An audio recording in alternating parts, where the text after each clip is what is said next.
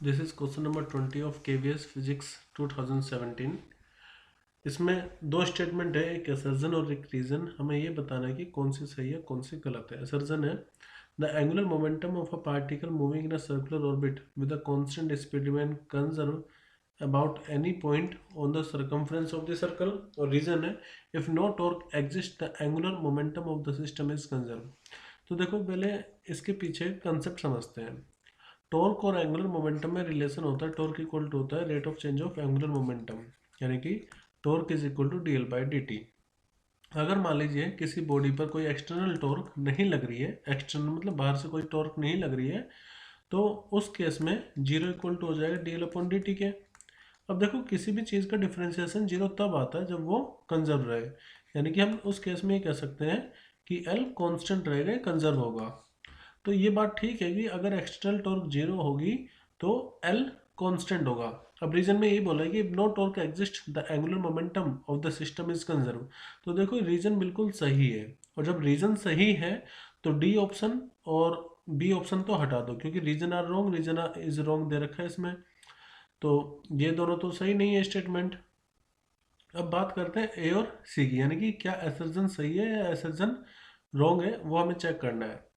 तो देखो उसके लिए एक सर्कल लेते हैं, और मान लो ये सेंटर है सर्कल का, और कोई पार्टिकल इस पॉइंट पर है, ठीक है। अब हमें पता करना है angular momentum of the particle moving in a circular. Angular momentum के बारे में पता करना है।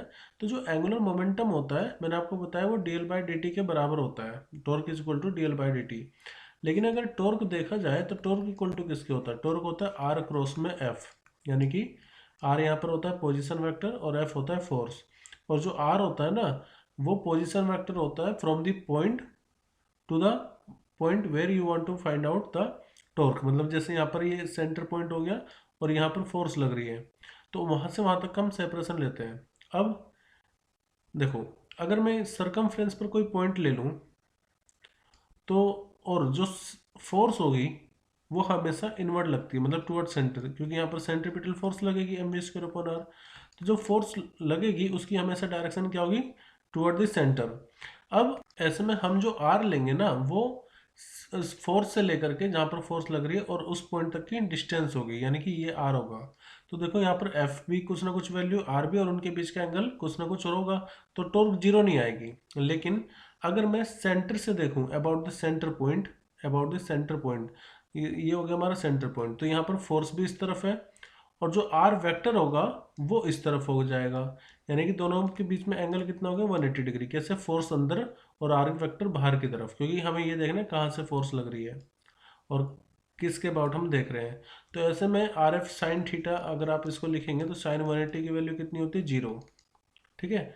तो टॉर्क जीरो होगा, लेकिन ये जो टॉर्क जीरो हुआ है किस पॉइंट के अबाउट जीरो हुआ है, जब हम सेंटर पॉइंट ले रहे हैं। तो ध्यान रखना, हम किसी भी पॉइंट जो कि सरकमफ्रेंस पर एग्जिस्ट करेगा उसके अबाउट टॉर्क जीरो नहीं होगी, उसके अबाउट टॉर्क जीरो नहीं होगी। लेकिन अगर आप सेंटर को कंसिडर कर रहे हो तब टॉर्क जीरो होती है, जबकि इस ऑप्शन में हमें ये दिया था about any point on the circumference of the circle. तो जब हमने देखा कोई सरकमफ्रेंस पर हमने पॉइंट लिया तो उसमें टॉर्क जीरो नहीं है, torque is not equal to zero. इसका मतलब जब टॉर्क जीरो नहीं है तो एल जो होगा it is not conserve, it is not conserve. अब ये कह रहा है the angular momentum of a particle moving in a circular orbit with a constant speed remain conserve. तो ऐसा नहीं है, किसी भी पॉइंट पर अगर मान लीजिए आप कोई पॉइंट सरकमफ्रेंस पे लोगे तो टॉर्क टॉर्क जो होगी वो नॉन जीरो होगी, और एल जो होगा यानी कि एंगुलर मोमेंटम वो नॉट कंजर्व होगा। इसलिए असर्जन हमारा गलत है।